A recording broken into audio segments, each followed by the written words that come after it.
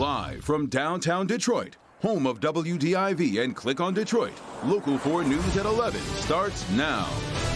Taking a stand against racism. Tonight, a school in Ann Arbor forfeits its varsity football game because of what happened at the JV game. We begin, though, with Ford now saying its Downriver assembly plant is very likely the source of that foul odor in Flat Rock. Neighbors in Flat Rock started smelling that mystery odor 2 days ago. And now anyone who lives near that plant is being warned if you smell gas to get out of your house. Mara McDonald is live at Flat Rock City Hall, and Mara, Ford has already plugged its sewer system to stop the spread of its gasoline leak. Kimberly, that's right. And that gasoline leak is causing a buildup of benzene vapors in the sewers here in Flat Rock. Now, benzene vapors can be highly flammable, which is why tonight Eagle is putting fire suppression foam into the sewers to try and handle the vapor issue. The EPA and Eagle going door to door all day and evening, measuring levels of benzene vapor in the sewer system in a 4 square mile area bordered by Vreeland, I-75, east of Cahill and north of Woodruff. 10 homes and 1 school have been evacuated. If they're feeling lightheaded or dizzy in any way like that, need to immediately exit the home, get fresh air, call 911. The cause of those vapors, a fuel spill at the nearby Ford Flat Rock plant, according to Eagle. The estimate is between 1,000 to 3,000 gallons of unleaded gasoline. Tonight, it discovered what it thought was a small gasoline pipe leak Wednesday. It shut the pipe down and had the fuel in the primary and containment tanks removed and thought the issue had been handled. In a statement tonight, the company says, quote, "Today we determined that the scale of the fuel leak was much larger and that Ford is the likely source of the problem in Flat Rock, for which we apologize. Now, getting the fire suppression foam in the sewers will handle the benzene vapor issue. How to clean up the spill is a different process entirely." The environmental impact is huge. This is somewhere we just can't readily remove it. It's in our sewer systems. It may or may not be in our soil. Back here live, the word from Eagle tonight is that the process to get that fire suppression foam in the sewer system is a pretty quick one. Still, consider this, of the 10 homes that have had to be evacuated because of this, 3 of them were from tonight alone. So they really want people to pay attention. And if they smell gas, call the city. And if people start feeling sort of woozy and shaky, to get out of the house immediately and call 911. Kimberly, Jason, back to you. Indeed, this is nothing to play with. Okay, Mara, thank you. Ann Arbor Pioneer varsity football was supposed to host Bedford tonight, but the game never happened. Pioneer forfeited after refusing to play in protest, alleging Bedford's players used racial slurs during yesterday's junior varsity game. Larry Sproul is live in Ann Arbor after having spoken to Pioneer's head coach tonight. Good evening, Larry. Good evening, Jason. We talked on the phone for about 15 minutes, and he tells me that he could not allow his players to be disrespected and definitely not called racial slurs. He says that's why they protested the game tonight. And there's no reason that this should happen. It is unacceptable. No one should have to accept it. I'm not going to. Ann Arbor Pioneer High School head football coach Jimmy Williams taking a bold stance Friday night against racism. Thursday night, our players, our JV football team, were subjected to being called for pretty much the first half of a game. Williams said his junior varsity coach reported the incident to him. Friday, he announced his team would not play the game against Bedford High School. So I made a decision that we would protest the game. As a staff, as a group of players, there's no way whatsoever that I will ever allow my players to be subjected to that kind of treatment. My job is to protect these young men, to develop these young men, and to make this a great experience, and that didn't happen. Williams says he talked to his players. He wanted to hear what they thought. What they experienced, we can't change that. And how they felt. That's going to be a part of them for the rest of their lives. I cannot change that. I'm going to just be honest with you, man. I'm hurting that my kids were hurt like that. That hurts me to the core.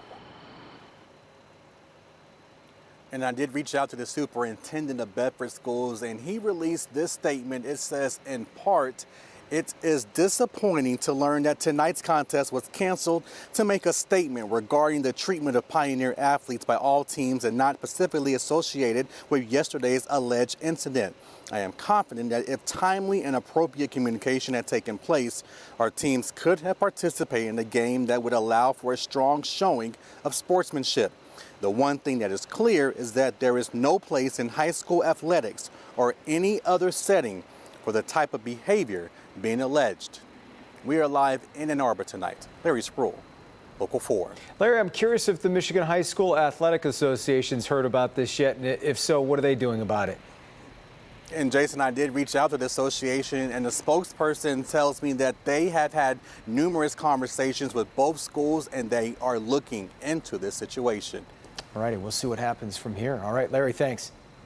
All right, a little bit of a cool but clear night to start the holiday weekend. Open those windows. It's amazing when you can do that, and it's a great stretch. We just hope it's going to continue, Andrew. Saves a little money too, doesn't it? Oh, yeah. Especially since the hot summer we had, right? We have cool and comfortable conditions out there. Some places cloudier than others, but that quilt of clouds providing a little bit of warmth tonight with temperatures that are mostly in the 60s right now, so nice and mild. City Airport is at 68 degrees, 66 for our friends over in Pontiac, and 63 a little bit cooler in Monroe. Now off to our west, we do have a few showers that are occurring, but as you can see, as they get closer to southeast Michigan, they dissipate. That's how dry the air is. I mean, we have a temperature of 67 degrees, but a dew point temperature of 57. When you have dew points and temperatures that far apart, that's the indication that the air is almost bone dry. And that really is helping to alleviate the pressure of any rain actually falling from those clouds. So it remains dry tonight, and the temperature goes down a few more notches. For now, we're in the low and mid 60s. We'll see upper 50s and low 60s by dawn tomorrow.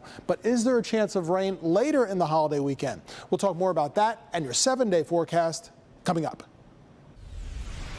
COVID cases in children are rising as they return to school and to prep sports. At least 12 football players at Detroit's Renaissance High School have coronavirus and 40 others are in quarantine.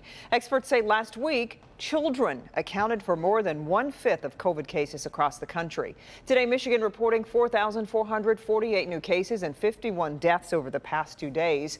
And meanwhile, federal unemployment benefits that were extended during the pandemic expire Monday. A Roseville man is charged tonight after his girlfriend's son is killed while playing with a gun. Police say Chase Dersham's gun was not secured when the 3-year-old found it and started playing with it.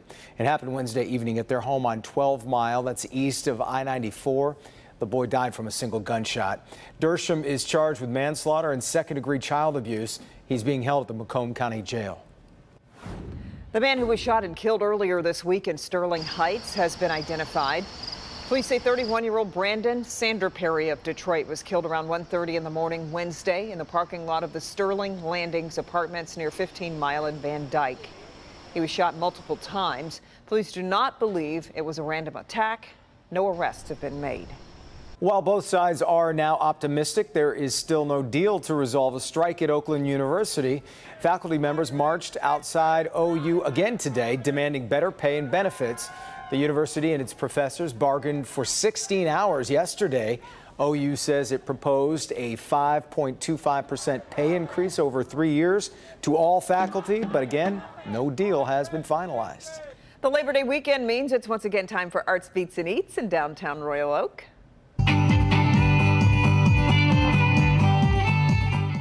Those would be some of the beats there. This year's festival includes more than 120 musical acts, including STP. That's Stone Temple Pilots, kids, okay? The festival runs today through Labor Day. You can get in for $5 before 3 p.m., and then it's $10 after 3. Arts, Beats, and Eats isn't the only event happening this weekend either. The Jazz Festival is also underway in downtown Detroit. While the event is all virtual once again this year, crowds can watch the festival on a big screen at Campus Martius. Tonight's headliner was the legendary Herbie Hancock. The festival is free and runs through Monday.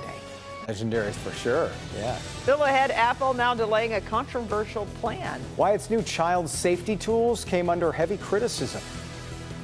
Shooting at someone in the water. All right. Police are calling it a case of road rage on the water, the violent confrontation that led to 2 people being shot.